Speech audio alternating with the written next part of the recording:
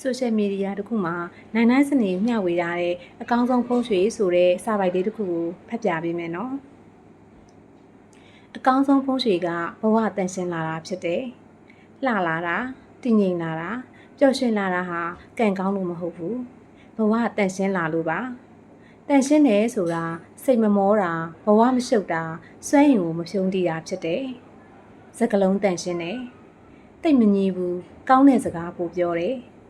လူတယောက်ရဲ့စကားပြောကသူ့ရဲ့အရှိန်အဝါဖြစ်တယ်။မင်္ဂလာစကားတွေအတိအမှတ်ပြုစကားတွေကိုယ်စိတ်ချမ်းသာတဲ့စကားတွေပို့ပြောပေးပါ။စကားတန့်ရှင်းလေအာယုံပြည့်လွင့်စရာတဲ့ပိတ်မမိနေလေ။ကိုတို့ရဲ့လောကကြီးကလည်းတဖြည်းဖြည်းလင်းလာလေဖြစ်တယ်။စိတ်နှလုံးတန့်ရှင်းတယ်။ကိုယ်စိတ်ကိုကိုယ်စီပြန်ကတ်တာဖြစ်တယ်။စိတ်နှလုံးတန့်ရှင်းရင်မရှုပ်ထွေးဘူး။အတွင်းစိတ်မလှိုက်စားဘူး။အခြားသူနဲ့ကိုမနှိုင်းရှင်ဘူးအသွင်ပြင်တန့်ရှင်းတယ်အသွင်ပြင်လန်းဆန်းတာကအလှဆုံးကြော့ရှင်းမှုဖြစ်တယ်လှရမယ်မဆိုဘူး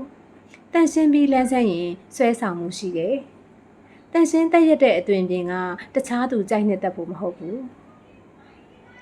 ဘယ်ချင်းနေမှမဆိုကိုတက်တောင့်တက်တာနဲ့စိတ်ကြည်နေဖို့ဖြစ်တယ်နေအိမ်တန့်ရှင်းတယ်အိမ်ရဲ့အခြေအနေကကိုယ်စွမ်းရင်ဖြစ်တယ်။ရှုပ်ပွားတဲ့အိမ်ကရှုပ်ထွေးတဲ့စိတ်ကိုထင်ဟပ်တယ်။တန်ရှင်းတဲ့အိမ်ကစိတ်ကိုပေါ်ပါစေတယ်။ပုံမှန်တန်ရှင်းရေးလုပ်ပြီးမလိုအပ်တာတွေကိုဖယ်ရှားမယ်။ပြည့်စုံမှုမလိုပါဘူး။မျက်စိပတာရဖြစ်ရင်တက်တောင့်တက်တာရှိရင်ကြည်ရစိတ်ချမ်းသာရင်ရပါပြီ။နေရတန်ရှင်းတရက်သွားရင်လူလဲကြည်လာပါလိမ့်မယ်။လူမှုအတိုင်းဝိုင်းတန်ရှင်းတယ်။အတူတကွရှိနေတာဟာတက်တောင့်တက်တာရှိလို့ပါပေါင်းတင်ဆက်ဆံရေးကလူသိများတာနဲတာနဲ့မဆိုင်ဘူးလိုက်ဖက်ညီမှုပေါ်မူတည်တယ်